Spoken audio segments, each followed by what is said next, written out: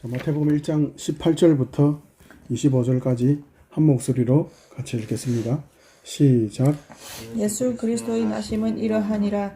그의 어머니 마리아가 요셉과 약혼하고 동거하기 전에 성령으로 잉태된 것이 나타났더니 그의 남편 요셉은 의로운 사람이라 그를 드러내지 아니하고 가만히 끊고자 하여 이 일을 생각할 때에 주의 사자가 현몽하여 이르되 다윗의 자손 요셉아, 네 아내 마리아를 데려오기를 무서워하지 말라. 그에게 잉태된 자는 성령으로 된 것이라. 아들을 낳으리니 이름을 예수라 하라. 이는 그가 자기 백성을 그들의 죄에서 구원할 자이심이라 하니라. 이 모든 일이 된 것은 주께서 선지자로 하신 말씀을 이루려 하심이니 이르시되 보라, 처녀가 잉태하여 아들을 낳을 것이요 그의 이름은 임마누엘이라 하리라 하셨으니 번역한즉 하나님이 우리와 함께 계시다 함이라. 요셉이 잠에서 깨어 일어나 주의 사자의 분부대로 행하여 그의 아내를 데려왔으나 아들을 낳기까지 동침하지 아니하더니 나음에 이름을 예수라 하니라. 아멘. 아멘. 계속해서 마태복음 1장을 살펴보고 있는데요. 주 핵심 내용이 예수가 바로 하나님께서 보내시기로 작정하신 그 구원자 그리스도다. 바로 예수님이 바로 아브라함과 다윗의 그 자손이다. 아브라함과 다윗을 통해서 하나님께서 이루시고 하신 천국, 하나님 나라의 왕이 바로 예수다. 그걸 이야기하고 있죠. 그 예수가 그리스도라는 게 어떤 의미고 어떤 위로가 되고 우리에게 어떤 소망이 되는지에 대해서는 그 뒤에 이제 쭉 연결해서 나오고 하나님께서 어떻게 하나님의 하나님 되심과 하나님이 어떻게 하나님의 방법을 구원의 방법을 보이시는가는 쭉 뒤에 연결해서 나오는데 오늘은 예수님께서 그리스도 그 구원자로 오셨죠. 그죠? 메시아라고도 하고 그리스도라고도 하는데 구원자로 오셨죠.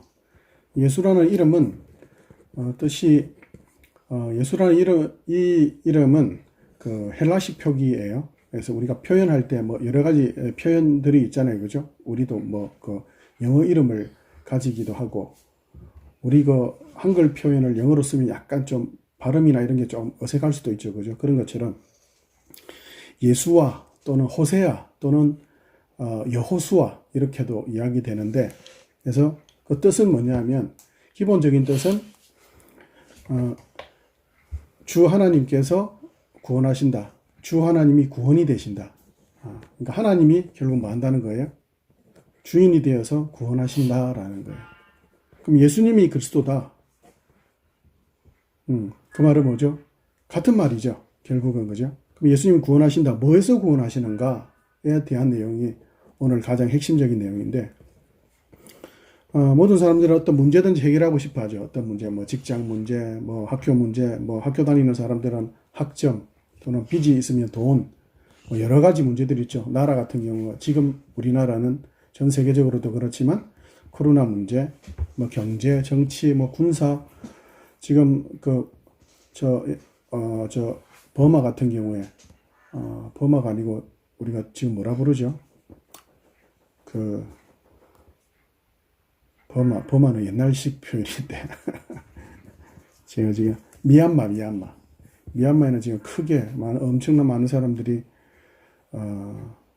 죽어가고 있는 그런 정치적인 엄청난 문제가 있는데 하여튼 정치 군사적인 뭐 외교적인 질병적인 돈이나 뭐 가난이나 어떤 여러 가지 문제 해결 거기에서 보통 사람들은 구원받고 싶어 하죠. 예수가 그리스도다. 하나님이 구원하신다는데 예수로 오셨다라는 데 대해서 오늘 그것이 얼마나 인간에게 있어서 가장 근본되고 가장 중요한 부분인지에 대해서 예수가 어떤 의미를 가지고 이 땅에 오셨고 하나님께서 그 이름에 그 구원이 뭐로부터 구원하고 어디로 우리를 이끌어 가려고 하시는지에 대한 내용이 오늘 여기 핵심적으로 있는 거예요. 그래서 마태복음 전체를 들어서 제일 중요한 부분이다 하면 바로 예수 그리고 임마누엘이라는 이 두 단어에 있다고 해도 과언이 아닙니다.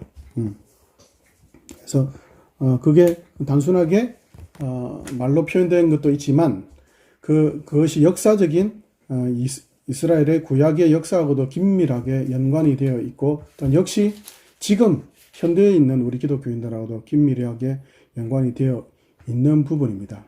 그래서 그 본문을 살펴보는데 살펴보기 전에 가끔 저도 그랬지만 한 단어나 아니면 어떤 뭐에 어떤 자기 개인적인 어떤 호기심에 이 본문을 읽다가 호기심에 꽂히면 약간 생각이 흐려지거나 거기 꽂혀가지고 본문 전체를 못 보는 경향이 저 같은 사람은 조금 있잖아요.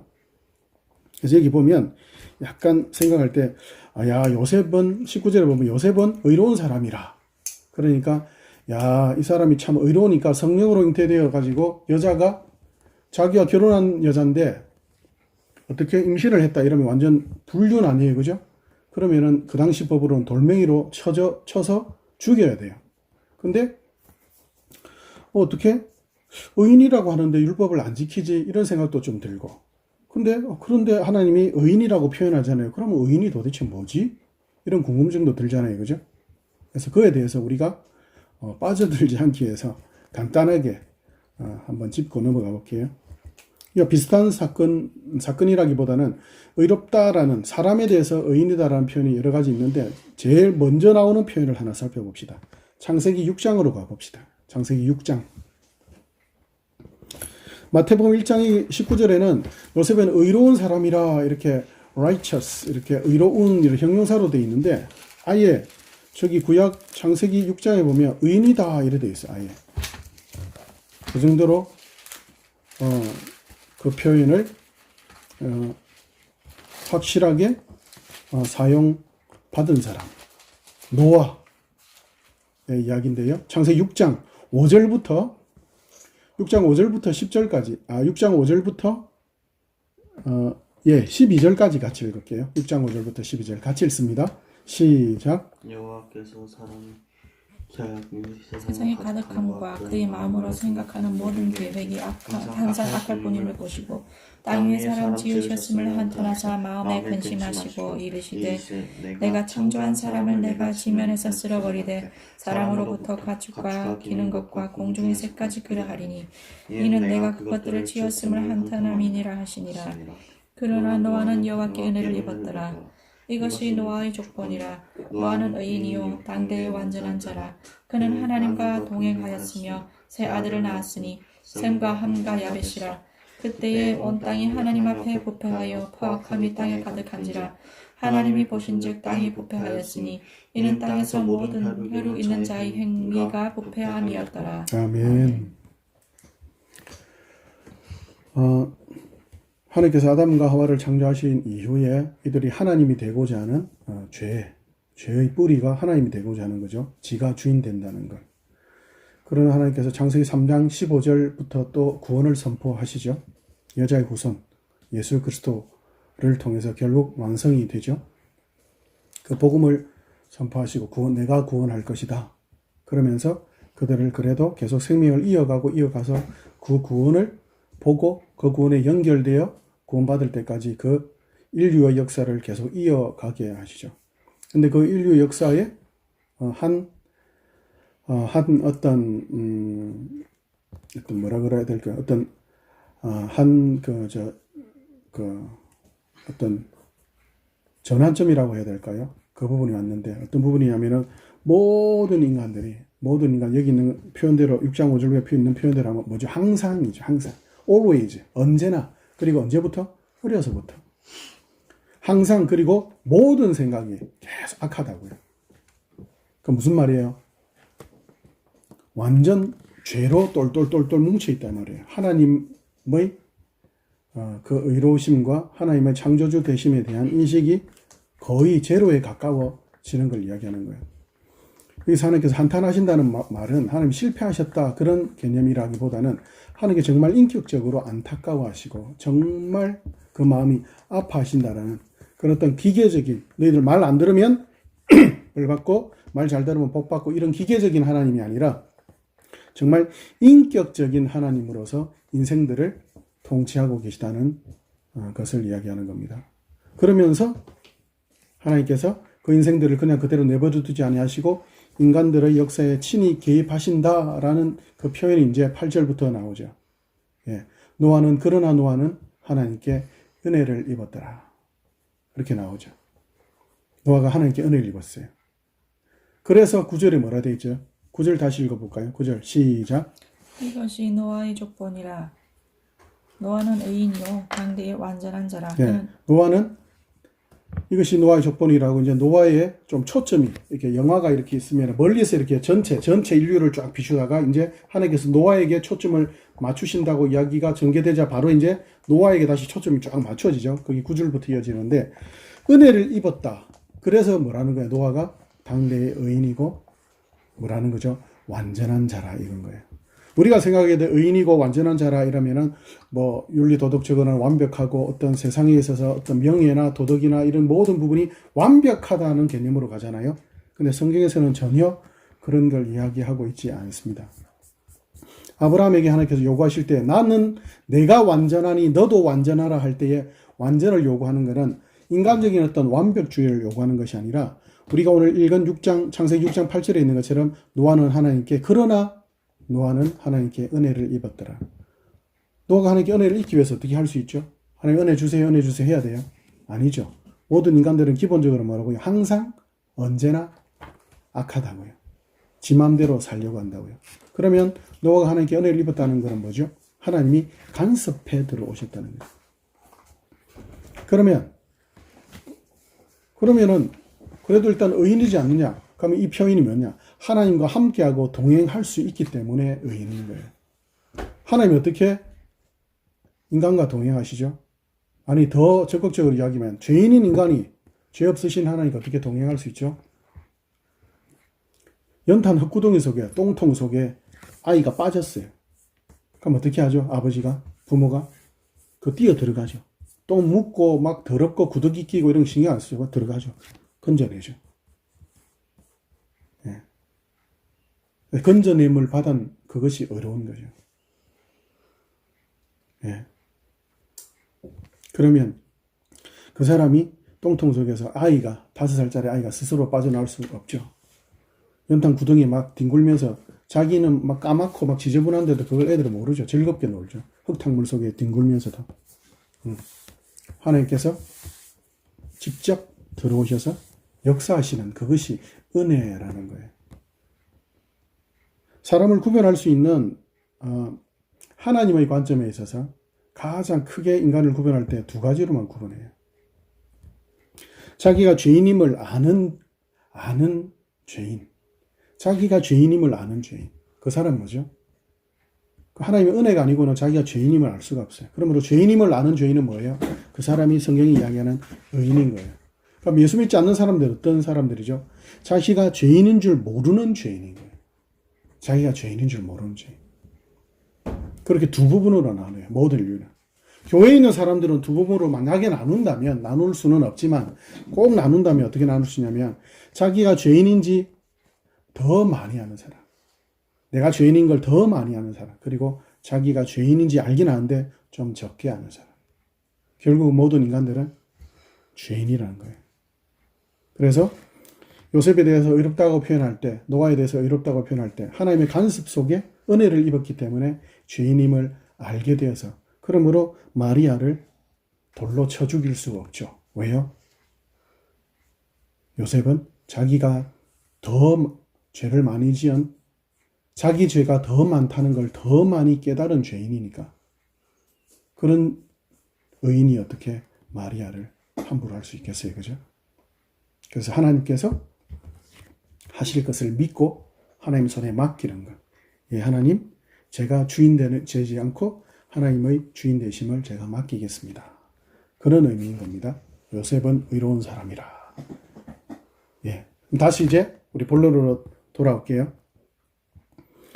예수께서 오셨는데, 좀 신비한 방법으로 탄생하셨죠. 여자의 몸을 입고 태어났는데, 여자의 몸을 입고가 아니고, 어이구, 큰일 날 뻔했네.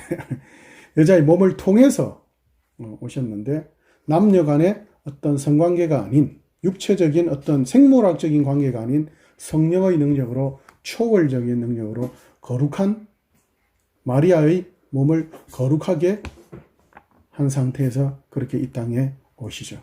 그리고 예수님이 태어나는 그때까지 마리아를 거룩하게 엄청나게 정결하게 인도해 가시죠.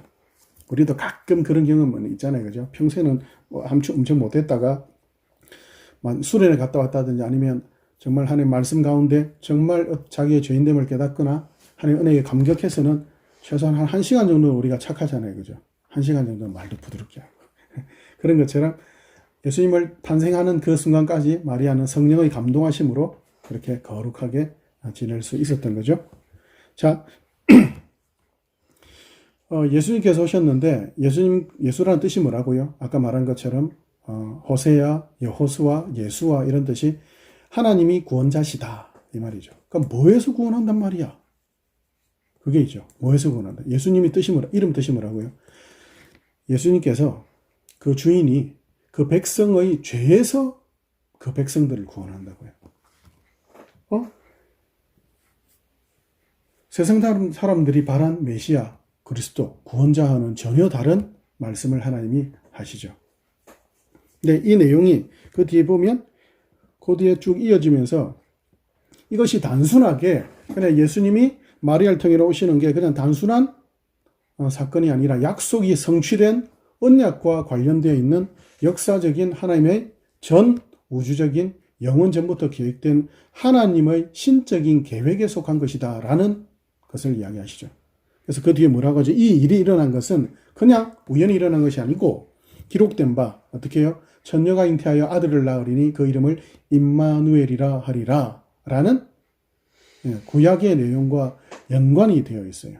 그 내용을 우리 같이 살펴보면서 왜 예수님께서 하나님 구원하신다는 이 문제에 있어서 예수라는 이름을 통해서 우리에게 말씀하시고자 한 것이 무엇인지를 살펴보겠습니다. 이사야서로 가볼까요? 이사야서 7장.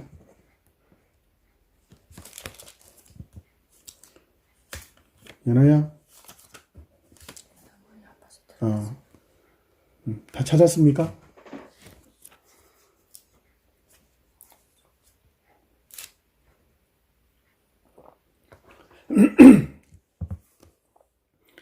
예, 이사야 7장 1절부터 16절까지 우리 같은 목소리로 읽겠습니다. 같이 읽습니다. 시작.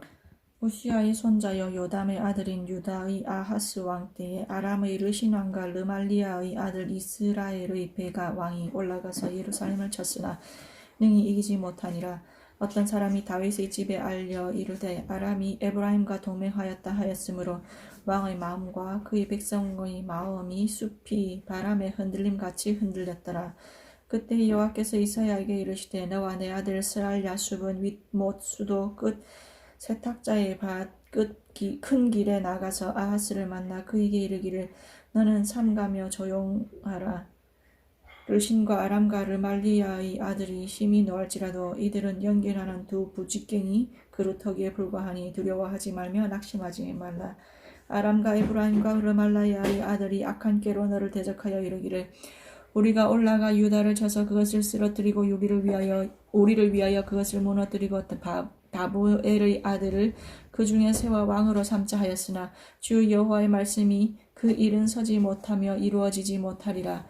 대자 아람의 머리는 다메섹이요 다메섹의 머리는 르신이며 65년 내에 에브라임이 패망하여 다시는 나라를 이루지 못할 것이며 에브라임의 머리는 사마리아요 사마리아의 머리는 르말리아의 아들이니라. 만일 너희가 굳게 믿지 아니하면 너희는 굳게 서지 못하리라 하시니라.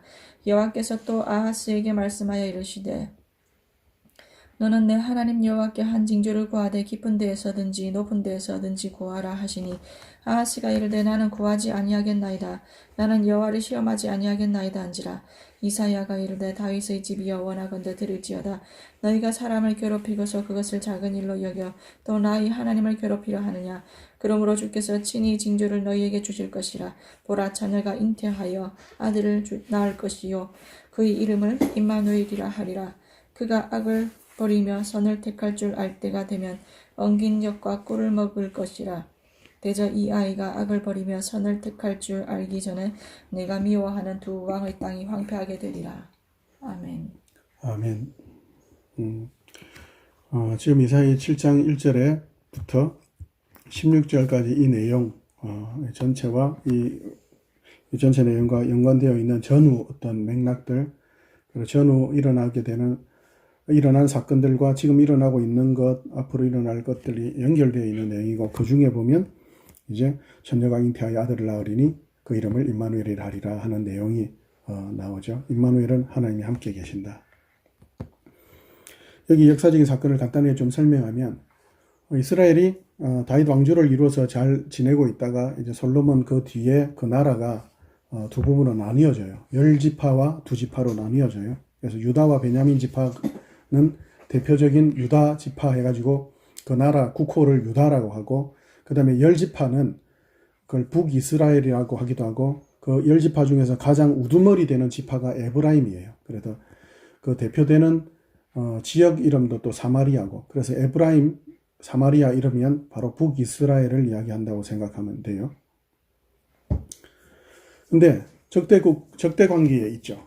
왜냐하면 북이스라엘 같은 경우는 더 하나님을 믿지 않고 지 마음대로 막 우상도 섬기고 하는 데였기 때문에 유다도 물론 영향을 받았지만, 근데 지금 그런 어떤 정치 군사적인 문제에 있어 가지고 이스라엘을 아람은 또 다른 그 이방 국가인데, 아람이 유다를 치러 왔다가 실패하고 하나님의 은혜로 실패하게 되고 돌아가고, 또 마찬가지로 북이스라엘도 유다를 갖다가 침공해서 이렇게 패망시키려고 했는데 또 실패하고, 결국 두 나라가 이제 합쳐가지고 우리 둘이 이제 편먹고 가서 유다를 패망시키자. 그 소문이 들리자 온 유다가 다 이제 두려워 떨죠. 그때 하나님께서 이사야를 통해서 이야기하시죠.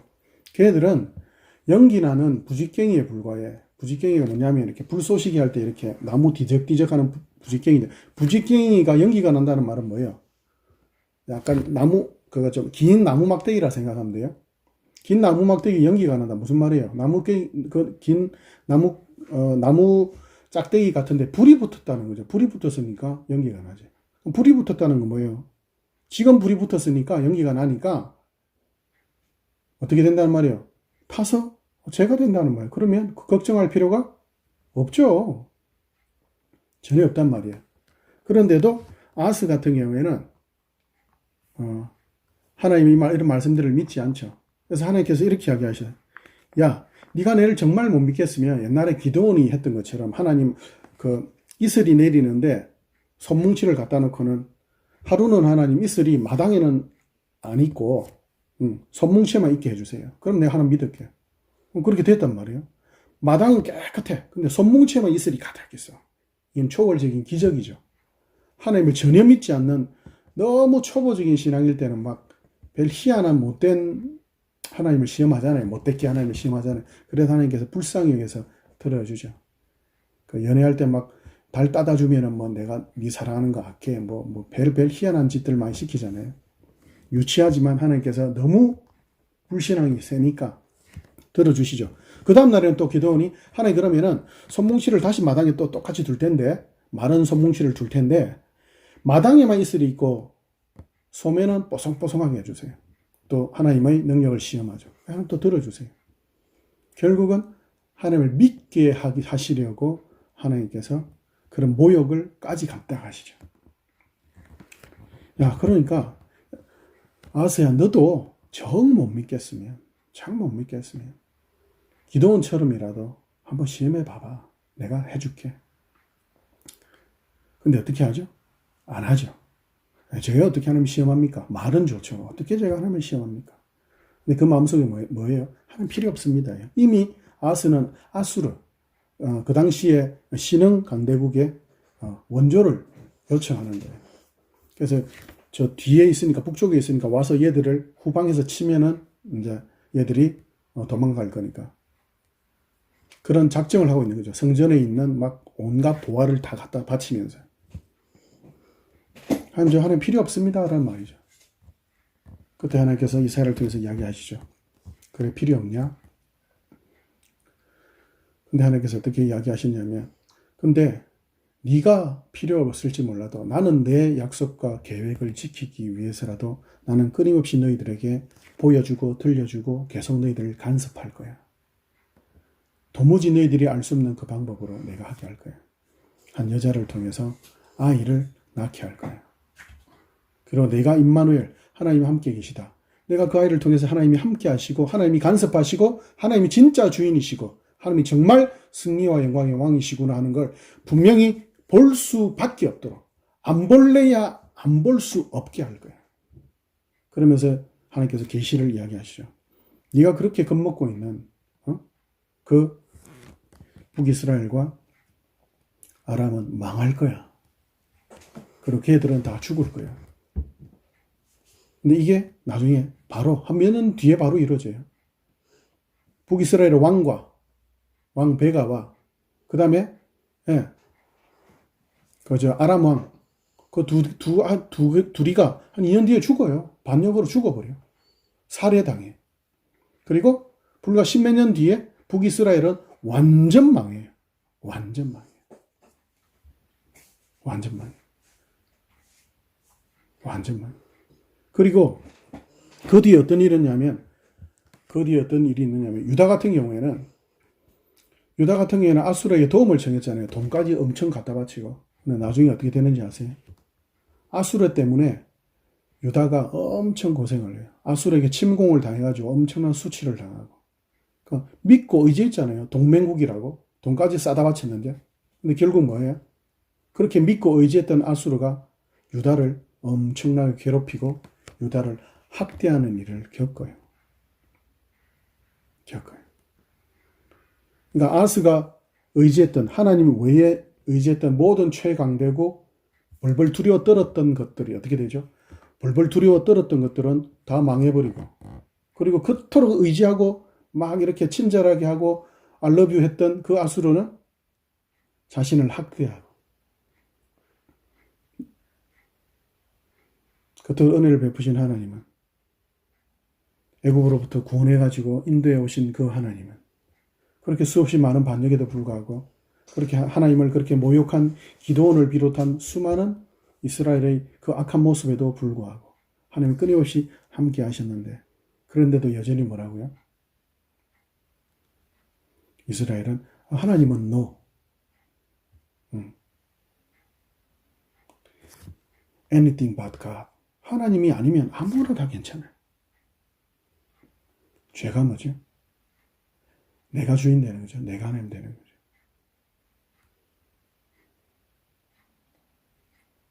아하스. 뭘 고민하죠? 정치, 군사, 외교, 질병. 우리 개인적인 문제들은 뭐예요? 어떤 내 성격, 내 직업, 내 학교 문제, 친구 문제, 부모, 자식 간의 문제 등등. 내 개인적인, 나도 내가 싫은 부분들. 내 이런 성격 좀 고쳤으면 좋겠는데, 이런 등등. 내 아내의 문제, 내 밖의 문제, 나라 문제 등등. 우리는 그런 것들이 해결되기를 원하죠. 그러나 하나님은 뭐라고 이야기하시죠? 보라 처녀가 잉태하여 아들을 낳으리니 임마누엘이라 하리라.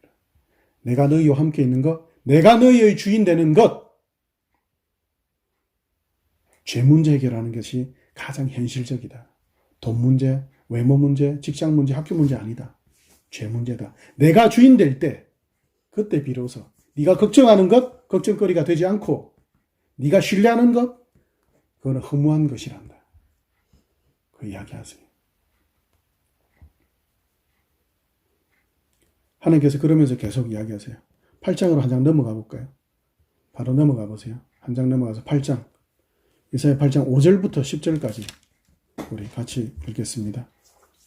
8장 5절부터 10절 같이 읽습니다. 시작. 여호와께서 다시 내게 말씀하여 이르시되 이 백성이 천천히 흐르는 실로와 물을 버리고 어르신과 르말라야의 아들을 기뻐하였느니라. 그러므로 내가 흉용하고 창이란 큰 하수 곧 아수르 왕과 그의 모든 위력으로 그들을 뒤덮을 것이라. 그 모든 골짜기에 차고 모든 언덕에 넘쳐 흘러 유다에 들어와서 가득하여 목에까지 미치리라.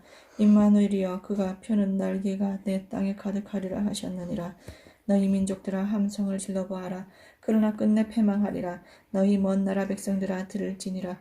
너희 허리를 동이라. 그러나 끝내 패망하리라. 너희 허리에 띠를 띠라. 그러나 끝내 패망하리라.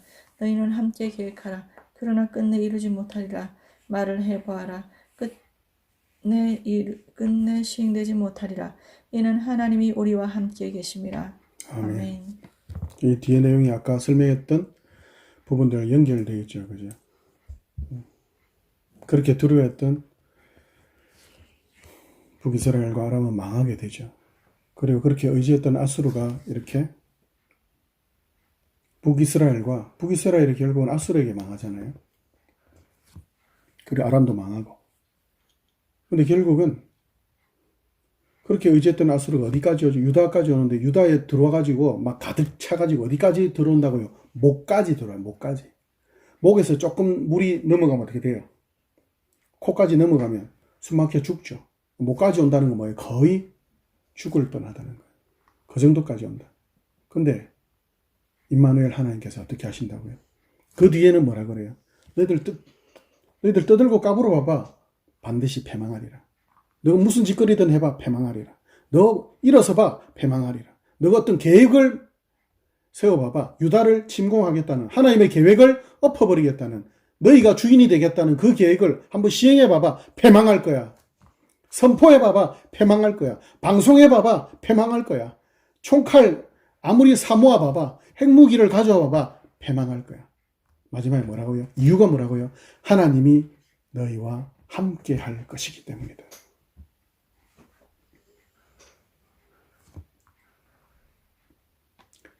인간에게는 두 부류밖에 없다는 말씀을 드렸죠.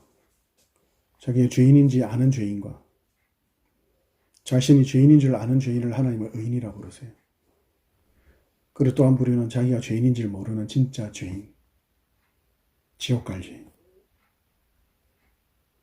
교회 내에서도 자신이 죄인인 줄 더 많이 아는 죄인, 그리고 자신이 죄인인지 조금 아는 죄인.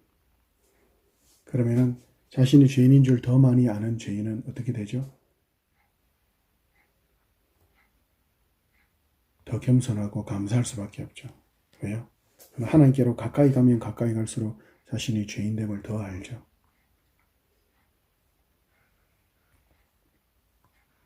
우리는 죄인 문제 해결하는 게 뭐 그렇게 시급하고 중요한 일이냐고.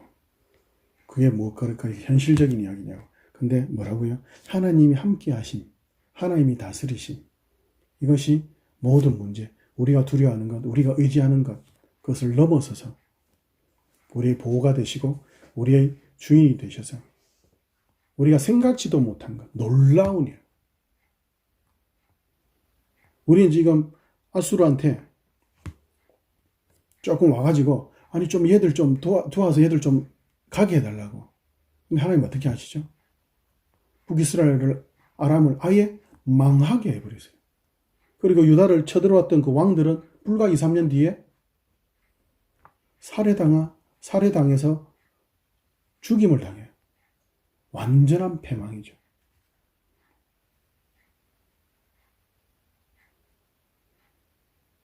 너희들 말해봐봐. 패망할 거야. 너희들 행동해봐봐. 패망할 거야. 너희들 계획해봐봐. 패망할 거야. 너희들 유행구를 만들어서 한번 다 같이 와봐봐. 패망할 거야. 근데 하나님께서는 뭐죠? 하나님이 하신 말씀은 반드시 이루리라. 이사야가 그 아들과 함께 아하스 왕 앞에서죠. 하나님께서 스알랴숲이라는 아들과 함께 가라. 이렇게 하죠. 스알랴숲 아들의 이름이 뭐죠? 남은 자는 돌아오리라. 남은 자가 뭐죠? 은혜 입은 자죠. 우리 교회 이름이 남은교회잖아요. 넘칠 남자에다 은혜 은자죠. 넘치는 은혜로 남아있는 자들. 하나님의 은혜. 하나님의 은혜가 뭐죠? 하나님의 통치죠. 하나님이 함께 하신다.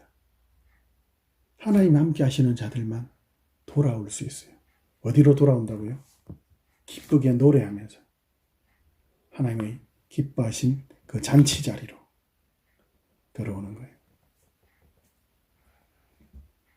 아하스 때도, 그리고 옛날에 예수님께서 이 땅에 오셨던 그 초림 때에 그 이스라엘 백성들도 그들이 구원받기를 원했던, 자기들을 구원해 주기를 원했던 구원자, 정치, 군사적인 문제, 개인의 돈 문제, 가난과 질병과 아픔과 귀신 들리고 짜증난 자기 성격, 자기 형편에 대한 구원을 이야기하셨죠. 그런 하나님은 그것보다 더 어떤 걸 원하셨죠? 단순하게 단순하게 선생님하고 친하고 부모랑 사이좋게 지내고 형제 자매끼리 사이좋게 지내고 이게 아니라 창조주 하나님과 하나님이 우리와 함께 계시다. 창조주 하나님이 아버지가 되시고 창조주 하나님이 주인이 되셔서 그 창조주 하나님과 화목하게 정말 사이좋게 하나님과 쎄쎄쎄하고 손잡고 발짱 끼고 어깨동무하고 다닐 수 있게 내가 해줄 것이다. 아무도 상상도 못한